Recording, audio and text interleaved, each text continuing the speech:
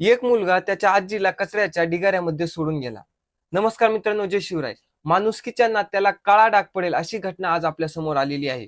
यशोदा गायकवाड नावाची एक वृद्ध स्त्री, जिला त्वचेचा कॅन्सर झालेला होता, ती मुंबई येथील आरे गल्लीतील कचऱ्याच्या ढिगाऱ्यामध्ये सापडली.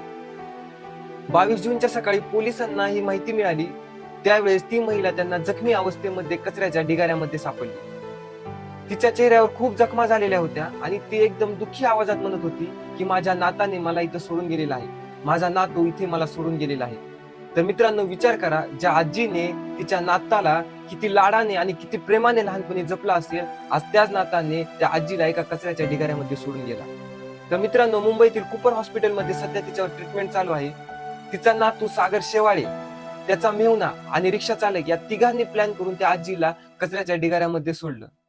तर सध्या या तिघांवर पण कारवाई चालू आहे. तर व्हिडिओ आवडला असेल तर चॅनलला नक्की फॉलो करा. भेटूया पुढच्या व्हिडिओमध्ये.